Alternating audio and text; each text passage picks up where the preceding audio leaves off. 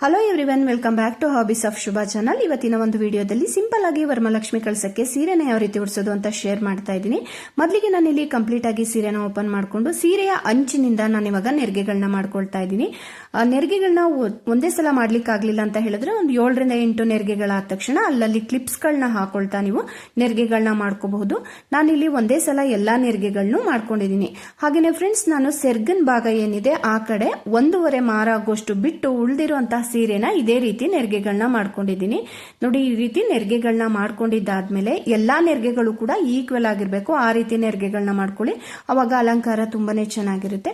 ನೋಡಿ, ಇವಾಗ ನೆರಿಗೆಗಳನ್ನ ಮಾಡ್ಕೊಂಡಿದ್ದಾಗಿದೆ. ಇವಾಗ ಜಸ್ಟ್ ಬಾರ್ಡರ್ ಏನಿರುತ್ತೆ, ಲೆಫ್ಟ್ ಸೈಡ್ ಬಾರ್ಡರ್ ಇದೆಯಲ್ಲ, ಅಲ್ಲಿಗೆ ಒಂದು ದೊಡ್ಡ ಸೇಫ್ಟಿ ಪಿನ್ ಅನ್ನು ಹಾಕೊಳ್ತಾ ಇದ್ದೀನಿ. ಅಂದ್ರೆ ನಾವು ಎಷ್ಟು ನೆರಿಗೆಗಳನ್ನ ಹಿಡಿದಿದೀವಿ ನೋಡಿ, ಅಷ್ಟು ನೆರಿಗೆಗಳನ್ನ ಕೂಡ ಸೇರಿಸಿ ಅಲ್ಲೊಂದು ದೊಡ್ಡ ಸೇಫ್ಟಿ ಪಿನ್ ಅನ್ನ ಹಾಕೋಬೇಕಾಗುತ್ತೆ. ಈ ರೀತಿ ಹಾಕೊಳ್ಳೋದ್ರಿಂದ ನೆರಿಗೆಗಳನ್ನ ಸ್ಪ್ರೆಡ್ ಮಾಡುವಾಗ ಒಂದೇ ಒಂದು ನೆರಿಗೆ ಕೂಡ ಮಿಸ್ ಆಗಲ್ಲ. ಹಾಗಾಗಿ ದೊಡ್ಡ ಸೇಫ್ಟಿ ಪಿನ್ ಅನ್ನ ಹಾಕೊಂಡು ಇದನ್ನ ಸೆಕ್ಯೂರ್ ಮಾಡ್ಕೊಂಡಿದ್ದೀನಿ. ನೆಕ್ಸ್ಟ್ ರೈಟ್ ಸೈಡ್ ಅಲ್ಲೂ ಅಷ್ಟೇನೆ ಜಸ್ಟ್ ಆ ಬಾರ್ಡರ್ ಎಂಡ್ ಇರುತ್ತೆ ನೋಡಿ, ಸೀರೆ ಹಾಗೇನೆ ಬಾರ್ಡರ್ನ ಒಂದು ಜಂಕ್ಷನ್ ಇರುತ್ತಲ್ಲ, ಅಲ್ಲಿಗೆ ನಾನು ಇವಾಗ ದೊಡ್ಡ ಸೇಫ್ಟಿ ಪಿನ್ ಅನ್ನ ಹಾಕೊಳ್ತಾ ಇದ್ದೀನಿ. ಎಲ್ಲಾ ನೆರಿಗೆಗಳನ್ನು ಕೂಡ ಕೌಂಟ್ ಮಾಡಿ ನೀವು ನೆರಿಗೆಗಳಿಗೆ ಈ ರೀತಿ ಒಂದು ದೊಡ್ಡ ಸೇಫ್ಟಿ ಪಿನ್ ಅನ್ನು ಹಾಕೊಂಡು ಸೆಕ್ಯೂರ್ ಮಾಡ್ಕೊಳ್ಳಿ. ಹಾಗೇನೆ ಮಿಡಲ್ ಅಲ್ಲಿ ಇರ್ತಕ್ಕಂಥ ನೆರಿಗೆಗಳನ್ನು ಕೂಡ ಈ ರೀತಿ ಸೀರೆನ ಸ್ಟ್ರೈಟ್ ಮಾಡಿಕೊಂಡು ಮಿಡಲ್ ಅಲ್ಲೂ ಕೂಡ ಒಂದು ಸೇಫ್ಟಿ ಪಿನ್ ಅನ್ನು ಹಾಕೋಬೇಕಾಗುತ್ತೆ. ನೋಡಿ, ಇವಾಗ ಮಿಡಲ್ ಅಲ್ಲಿ ಇರ್ತಕ್ಕಂಥ ನೆರಿಗೆಗಳಿಗೂ ಕೂಡ ನಾನು ಇವಾಗ ಜೋಡಿಸ್ಕೊಂಡು ಕರೆಕ್ಟ್ ಆಗಿ ಜೋಡಿಸ್ಕೊಂಡು ಅಲ್ಲಿಗೊಂದು ದೊಡ್ಡ ಸೇಫ್ಟಿ ಪಿನ್ ಅನ್ನು ಹಾಕೊಳ್ತೀನಿ. ಆದಷ್ಟು ಕೂಡ ನೆರಿಗೆಗಳಿಗೆ ದೊಡ್ಡ ಸೇಫ್ಟಿ ಪಿನ್ ಅನ್ನೇ ಬಳಸಿ. ಚಿಕ್ಕ ಪಿನ್ ಆದ್ರೆ ನೆರಿಗೆನಲ್ಲಿ ಬಾರ್ಡರ್ ಗಟ್ಟಿ ಇರುತ್ತೆ ಅಲ್ವಾ, ಹಾಗಾಗಿ ಹಾಕ್ಲಿಕ್ಕೆ ಆಗಲ್ಲ. ಹಾಗಾಗಿ ಆದಷ್ಟು ಕೂಡ ದೊಡ್ಡ ಒಂದು ಸೇಫ್ಟಿ ಪಿನ್ ಅನ್ನ ಬಳಸೋದು ಒಳ್ಳೇದು. ನೋಡಿ, ಇವಾಗ ಸೆರ್ಗನ್ ಕಡೆಯಿಂದ 1.5 ಮಾರ ಆಗೋಷ್ಟು ಬಿಟ್ಟು ಉಳಿದಿರೋಂತ ಸೀರೆನ ನೆರಿಗೆ ಮಾಡ್ಕೊಂಡಿದ್ದೀನಿ. ನೆಕ್ಸ್ಟ್ ಈ ಕಡೆ ಇವಾಗ ಸೆರ್ಗುನ ಮಾಡ್ಕೊಳ್ತಾ ಇದ್ದೀನಿ. ಸೆರ್ಗ್ನಲ್ಲಿ ಬರ್ತಕ್ಕಂಥ ನೆರಿಗೆಗಳನ್ನ ಆದಷ್ಟು ಕೂಡ ಸಣ್ಣದಾಗಿ ಪ್ಲೀಟ್ಸ್ ಮಾಡ್ಕೊಳ್ಳಿ, ಅವಾಗ ಅಲಂಕಾರ ತುಂಬಾನೇ ಚೆನ್ನಾಗಿ ಬರುತ್ತೆ. ನಾನಿಲ್ಲಿ ಒಂದು 7 ರಿಂದ 8 ನೆರಿಗೆಗಳನ್ನ ಮಾಡ್ಕೊಂಡು ಸೆರ್ಗುನ ರೆಡಿ ಮಾಡ್ಕೊಳ್ತಾ ಇದ್ದೀನಿ. ನೋಡಿ, ಈ ತರ ಸಣ್ಣದಾಗಿ ಮಾಡ್ಕೊಂಡಷ್ಟು ಕೂಡ ಸ್ಪ್ರೆಡ್ ಮಾಡೋದಕ್ಕೆ ಮತ್ತೆ ಅಲಂಕಾರ ಕೂಡ ತುಂಬಾನೇ ಚೆನ್ನಾಗಿರುತ್ತೆ. ಇವಿಷ್ಟನ್ನು ಕೂಡ ಜೋಡಿಸ್ಕೊಂಡು ನಾನು ಅಲ್ಲೊಂದು ಸೇಫ್ಟಿ ಪಿನ್ ಅನ್ನ ಹಾಕೊಳ್ತಾ ಇದ್ದೀನಿ. ನಾನಿಲ್ಲಿ ಒಂದು 3/4 ಮಾರ ಆಗೋಷ್ಟು ಸೆರ್ಗುನ ಮಾಡ್ಕೊಳ್ತಾ ಇದ್ದೀನಿ. ನೀವು ಯಾವುದೇ ಅಲಂಕಾರ ಮಾಡಿ ಫ್ರೆಂಡ್ಸ್, ಒಂದು 3/4 ಮಾರ ಆಗೋಷ್ಟು ಸೆರ್ಗುನ ಮಾಡಿಕೊಂಡು ಉಳಿದಿರೋಂತಹ ಸೀರೆ ಪಾರ್ಟ್ ಏನಿರುತ್ತೆ ಅದನ್ನ ಲಕ್ಷ್ಮಿಯ ಕಾಲ್ಗಳನ್ನ ಜೋಡಿಸೋದಿಕ್ಕೆ ಬಿಟ್ಕೊಳ್ಳಿ. ಅವಾಗ ನಿಮ್ಗೆ ಅಲಂಕಾರ ಮಾಡೋದು ತುಂಬಾನೇ ಈಸಿ ಆಗುತ್ತೆ. ನೋಡಿ, ಇವಾಗ ನಾನು ಒಂದು 3 ಕಡೆ ಇದೇ ರೀತಿ ನೆರಿಗೆಗಳನ್ನ ಕರೆಕ್ಟ್ ಆಗಿ ಸ್ಟ್ರೈಟ್ ಮಾಡಿಕೊಂಡು ಸೇಫ್ಟಿ ಪಿನ್ ಅನ್ನ ಹಾಕಿ ಸೆಕ್ಯೂರ್ ಮಾಡ್ಕೊಳ್ತಾ ಇದ್ದೀನಿ. ಆದಷ್ಟು ಕೂಡ ಸಣ್ಣದಾಗಿ ಪ್ಲೀಟ್ಸ್ ಮಾಡ್ಕೊಂಡ್ರೆ ತುಂಬಾನೇ ಚೆನ್ನಾಗಿರುತ್ತೆ. ನೋಡಿ, ನೋಡ್ತಿದ್ದೀರಲ್ಲ, ತುಂಬಾನೇ ಚೆನ್ನಾಗಿ ಬರುತ್ತೆ ಅಲಂಕಾರ.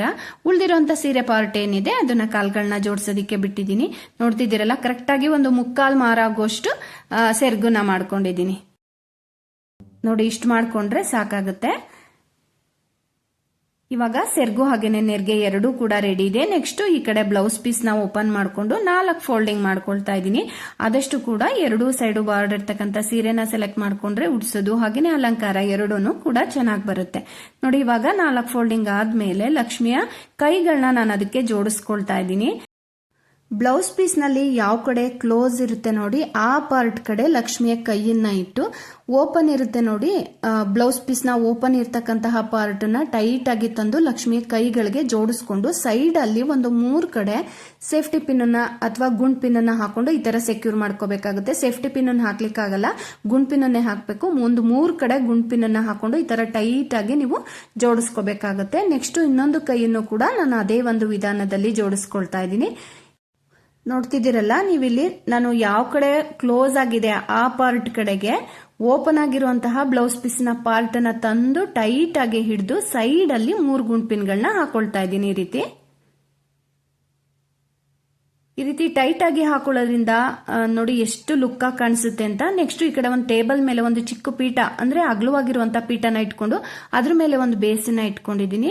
ಈ ಪಾತ್ರೆ ಏನ್ ಇಟ್ಕೊಂಡಿದ್ದೀನಿ ಅದು 5.5 ಇಂಚ್ ಇದೆ. ನೀವು 6 ಇಂಚ್ 7 ಇಂಚ್ ವರೆಗೂ ಕೂಡ ಇಟ್ಕೋಬಹುದು. ನೆಕ್ಸ್ಟ್ ನೆರಿಗೆಗಳನ್ನ ಮಾಡ್ಕೊಂಡಿದೀವಲ್ಲ ಅದನ್ನ ಈ ರೀತಿ ತಂದು ಅಂದ್ರೆ ದೇವಿಯ ಎಡಭಾಗಕ್ಕೆ ಬರಬೇಕು ಸೆರ್ಗು, ಆ ರೀತಿನಲ್ಲಿ ಇಟ್ಟು ಈ ರೀತಿ ನೆರಿಗೆಗಳನ್ನ ಸ್ಪ್ರೆಡ್ ಮಾಡ್ಕೋಬೇಕಾಗುತ್ತೆ. ನೋಡಿ, ಸೇಫ್ಟಿ ಪಿನ್ ಅನ್ನ ತೆಗೆದು ನಿಧಾನಕ್ಕೆ ಲೆಫ್ಟ್ ಹ್ಯಾಂಡ್ ಅಲ್ಲಿ ನೆರಿಗೆಗಳನ್ನ ಹಿಡ್ಕೊಂಡು ನೀವು ಸ್ಪ್ರೆಡ್ ಮಾಡ್ಕೋಬೇಕಾಗುತ್ತೆ. ಟೇಬಲಿನ ಲೆಂತ್ ಎಷ್ಟಿದೆ ಆ ಒಂದು ಲೆಂತ್ಗೆ ನಾನಿವಾಗ ನೆರಿಗೆಗಳನ್ನ ಜೋಡಿಸ್ಕೊಳ್ತಾ ಇದ್ದೀನಿ. ಆದಷ್ಟು ಕೂಡ ತುಂಬಾ ಪೇಷನ್ಸ್ ಇಂದ ಇದನ್ನ ತುಂಬಾ ನೀಟಾಗಿ ನೆರಿಗೆಗಳನ್ನ ನಾವು ಸ್ಪ್ರೆಡ್ ಮಾಡ್ಕೋಬೇಕಾಗುತ್ತೆ. ಎಡಗೈನಲ್ಲಿ ಗಟ್ಟಿಯಾಗಿ ಹಿಡ್ಕೊಂಡು ನೆರಿಗೆಗಳನ್ನ ಈ ರೀತಿ ಸ್ಪ್ರೆಡ್ ಮಾಡ್ಕೊಂಡಿದ್ದೀನಿ. ನೆಕ್ಸ್ಟ್ ನಾನಿಲ್ಲಿ ಕಾಲ್ಗಳನ್ನ ಜೋಡಿಸ್ಕೊಳ್ತಾ ಇದ್ದೀನಿ. ಮೊದಲಿಗೆ ಬಲ್ಗಾಲನ್ನ ಜೋಡಿಸ್ತಾ ಇದ್ದೀನಿ. ರೈಟ್ ಸೈಡ್ ಅಲ್ಲಿ ಇರ್ತಕ್ಕಂತ ಕೊನೆ ನೆರಿಗೆ ಏನಿದೆ ಆ ಒಂದು ನೆರಿಗೆನ ತಗೊಂಡು ಆ ಬಾರ್ಡರ್ ಏನಿದೆ ಅದು ಲಕ್ಷ್ಮಿಯ ಕಾಲಿನ ಗೆಜ್ಜೆ ಕಟ್ತೀವಲ್ಲ ಅಲ್ಲಿಗೆ ಬರಬೇಕು. ಆ ರೀತಿ ಟೈಟ್ ಆಗಿ ಹಿಡಿದು ಅಲ್ಲೊಂದು ಸೇಫ್ಟಿ ಪಿನ್ ಅನ್ನು ಹಾಕೊಂಡು ಒಳಭಾಗದಲ್ಲಿ ಇರ್ತಕ್ಕಂತ ಒಂದು ನೆರಿಗೆನ ತಗೊಂಡು ದೇವಿಯ ಮಂಡಿ ಮೇಲೆ ಬರಬೇಕು ನೆರಿಗೆ ಅಂದ್ರೆ ಬಾರ್ಡ್ರು. ಆ ರೀತಿನಲ್ಲಿ ಟೈಟ್ ಆಗಿ ಹಿಡಿದು ಒಂದು 3 ಕಡೆ ಅಲ್ಲಿ ಗುಂಡ್ಪಿನ ಹಾಕೊಂಡು ಸೆಕ್ಯೂರ್ ಮಾಡ್ಕೋಬೇಕಾಗುತ್ತೆ. ಎಲ್ಲೂ ಕೂಡ ಕಾಲಲ್ಲಿ ನೆರಿಗೆಗಳು ಸುಕ್ಕಾಗಿರಬಾರ್ದು. ಆ ರೀತಿನಲ್ಲಿ ಟೈಟ್ ಆಗಿ ಹಿಡಿದು ಒಂದು 3 ಕಡೆ ಗುಂಡ್ಪಿನನ್ನ ಹಾಕೊಳ್ಳಿ. ನೆಕ್ಸ್ಟ್ ಲೆಫ್ಟ್ ಸೈಡ್ ಅಲ್ಲಿ ಇರ್ತಕ್ಕಂತ ಕಾಲನ್ನು ಸೇಮ್ ಅದೇ ರೀತಿ ಮಾಡ್ಕೊಳ್ತಾ ಇದ್ದೀನಿ. ಲೆಫ್ಟ್ ಸೈಡ್ ಅಲ್ಲಿ ಇರ್ತಕ್ಕಂತಹ ಕೊನೆ ನೆರಿಗೆನ ತಗೊಂಡು ಈ ರೀತಿ ಕಾಲಿಗೆ ಜೋಡಿಸ್ಬಿಟ್ಟು ಒಳಭಾಗದಲ್ಲಿ ಇರ್ತಕ್ಕಂತ ಒಂದು ನೆರಿಗೆನ ದೇವಿಯ ಕಾಲಿನ ಮೊಣಕಾಲಿನ ಮೇಲೆ ಬರಬೇಕು. ಆ ರೀತಿನಲ್ಲಿ ಜೋಡಿಸ್ಕೊಂಡು ಒಂದು 3 ಕಡೆ ಗುಂಪಿನನ್ನು ಹಾಕೊಂಡಿದ್ದೀನಿ. ನೆರಿಗೆಗಳು ಇದಿಷ್ಟು ಸ್ಪ್ರೆಡ್ ಮಾಡಿ ಕಾಲನ್ನು ಜೋಡಿಸಿದ್ದಾದ್ಮೇಲೆ ಮಧ್ಯಕ್ಕೆ ಈ ರೀತಿ ಆ ಒಂದು ಬೇಸ್ ಏನಿಟ್ಟಿದ್ದೀವಿ ಆ ಬೇಸಿನ ಇನ್ನು ಕಂಠ ಭಾಗಕ್ಕೆ ನಾವು ಗಟ್ಟಿಯಾಗಿ ಒಂದು ನೂಲನ್ನ ಕಟ್ಕೋಬೇಕಾಗುತ್ತೆ. ಈ ರೀತಿ ನೂಲನ್ನ ಕಟ್ಕೊಳ್ಳೋದ್ರಿಂದ ನೆಕ್ಸ್ಟ್ ಸ್ಟೆಪ್ ಬರುತ್ತಲ್ಲ ನೆರಿಗೆಗಳು ಅದು ತುಂಬಾ ನೀಟಾಗಿ ಕೂರಿಸಬಹುದು. ನೋಡಿ ಇವಾಗ ನೆಕ್ಸ್ಟ್ ಉಳಿದಿರುವಂತಹ ನೆರಿಗೆಗಳನ್ನ ಹಿಂಭಾಗದಲ್ಲಿ ಇಟ್ಕೊಂಡಿದೀವಲ್ಲ ಅದನ್ನ ಸ್ವಲ್ಪ ಈ ರೀತಿ ನಾನು ತೋರಿಸಿದ್ನಲ್ಲ ಈ ರೀತಿ ಸ್ವಲ್ಪ ಟ್ವಿಸ್ಟ್ ಮಾಡಿ ಹೀಗೆ ಮುಂದಕ್ಕೆ ತಗೋಬೇಕು. ಟ್ವಿಸ್ಟ್ ಮಾಡಲಿಲ್ಲ ಅಂತ ಹೇಳಿದ್ರೆ ನೆರಿಗೆಗಳು ಉಲ್ಟಾ ಬರುತ್ತೆ. ಹಾಗಾಗಿ ನಾನು ತೋರಿಸಿದ್ನಲ್ಲ ಅದೇ ಒಂದು ರೀತಿನಲ್ಲಿ ತಗೊಂಡು ಮುಂಭಾಗದಲ್ಲಿ ತರಬೇಕಾಗತ್ತೆ. ನೆರಿಗೆಗಳನ್ನ ಒಳಭಾಗದಲ್ಲಿ ಜೋಡಿಸಿರುವಂತಹ ನೆರಿಗೆಗಳಿಗಿಂತ ಸ್ವಲ್ಪ ಉದ್ದ ಇರಬೇಕು ಮುಂಭಾಗದ ನೆರಿಗೆಗಳು. ಆ ರೀತಿನಲ್ಲಿ ಜೋಡಿಸ್ಕೊಂಡು ಈ ನೆರಿಗೆಗಳನ್ನು ಕೂಡ ಅದೇ ರೀತಿ ಸ್ಪ್ರೆಡ್ ಮಾಡ್ಕೊಳ್ತಾ ಇದ್ದೀನಿ. ಆದಷ್ಟು ಕೂಡ ನಿಧಾನಕ್ಕೆ ನಾವು ಈ ಒಂದು ನೆರಿಗೆಗಳನ್ನ ಸ್ಪ್ರೆಡ್ ಮಾಡ್ಕೋಬೇಕಾಗುತ್ತೆ. ಈ ಒಂದು ನೆರಿಗೆಗಳನ್ನ ನಾವು ಎಷ್ಟು ನೀಟಾಗಿ ಮಾಡ್ಕೊಳ್ತೀವೋ ಅಲಂಕಾರ ಅಷ್ಟು ಚೆನ್ನಾಗಿ ಬರುತ್ತೆ. ಹಾಗಾಗಿ ಎಡಗೈನಲ್ಲಿ ಹಿಡ್ಕೊಂಡು ನೀಟಾಗಿ ನಿಧಾನವಾಗಿ ನೆರಿಗೆಗಳನ್ನ ಸ್ಪ್ರೆಡ್ ಮಾಡ್ಕೊಳ್ಳಿ. ನೋಡಿ ಈ ರೀತಿ ಎಡಗೈನಲ್ಲಿ ಬಲಗೈನಲ್ಲಿ ಟೈಟ್ ಆಗಿ ಹಿಡ್ಕೊಂಡು ನೀವು ಸ್ಪ್ರೆಡ್ ಮಾಡ್ಕೋಬೇಕಾಗುತ್ತೆ. ಇನ್ನೊಬ್ರು ಹೆಲ್ಪ್ ತಗೊಂಡ್ರು ಪರವಾಗಿಲ್ಲ, ಹೆಲ್ಪ್ ತಗೊಂಡ್ರೆ ಇನ್ನೂ ನೀಟಾಗಿ ಮಾಡ್ಕೋಬಹುದು. ನಾನು ಇಲ್ಲಿ ಒಬ್ಳೆ ಮಾಡ್ತಾ ಇರೋದ್ರಿಂದ ಸ್ವಲ್ಪ ಟೈಮ್ ತಗೊಳ್ತಾ ಇದೆ.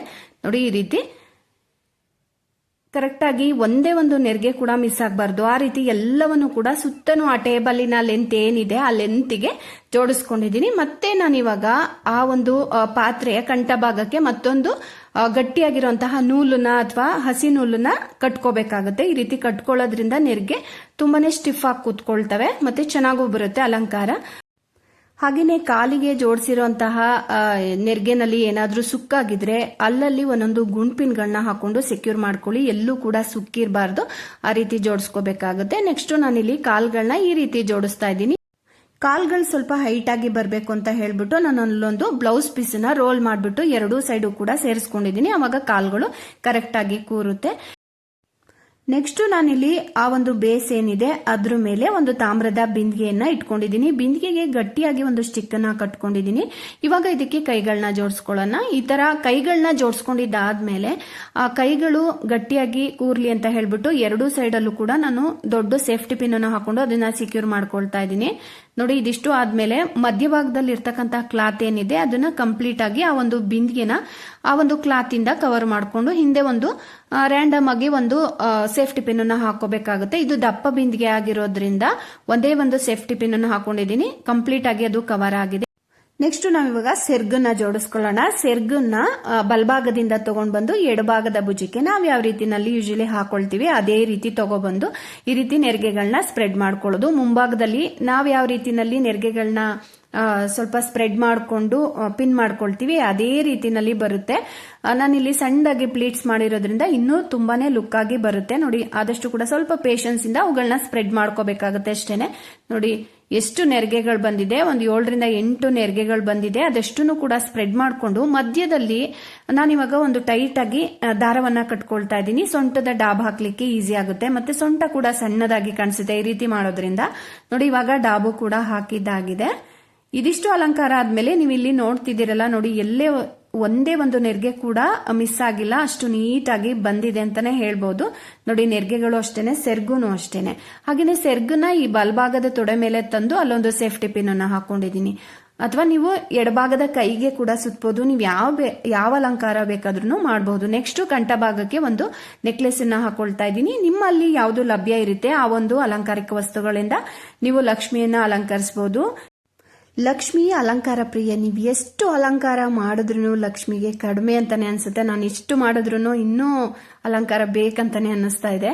ನೋಡಿ, ಇವಾಗ ಕಂಪ್ಲೀಟ್ ಆಗಿ ಎಲ್ಲ ಅಲಂಕಾರ ಮುಗಿದ ಮೇಲೆ ನಮ್ಮ ಮನೆಯ ಲಕ್ಷ್ಮಿ ಈ ರೀತಿ ಕಾಣಿಸ್ತಾ ಇದ್ದಾರೆ. ಇವತ್ತಿನ ಈ ಒಂದು ಅಲಂಕಾರ ಇಷ್ಟ ಆಗಿದ್ರೆ ಪ್ಲೀಸ್ ಒಂದು ಲೈಕ್ ಮಾಡಿ. ಚಾನಲ್ಗೆ ಹೊಸಬ್ರಾಗಿ ನೋಡ್ತಾ ಇದ್ರೆ ಪ್ಲೀಸ್ ಸಬ್ಸ್ಕ್ರೈಬ್ ಮಾಡ್ಕೊಳ್ಳಿ. ಹಾಗೇನೆ ಹೆಚ್ಚಾಗಿ ಈ ಒಂದು ವಿಡಿಯೋನ ನಿಮ್ಮ ಫ್ರೆಂಡ್ಸ್ ಹಾಗೇನೆ ರಿಲೇಟಿವ್ಸ್ ಜೊತೆ ಶೇರ್ ಮಾಡಿ ನಮಗೆ ಸಪೋರ್ಟ್ ಮಾಡಿ.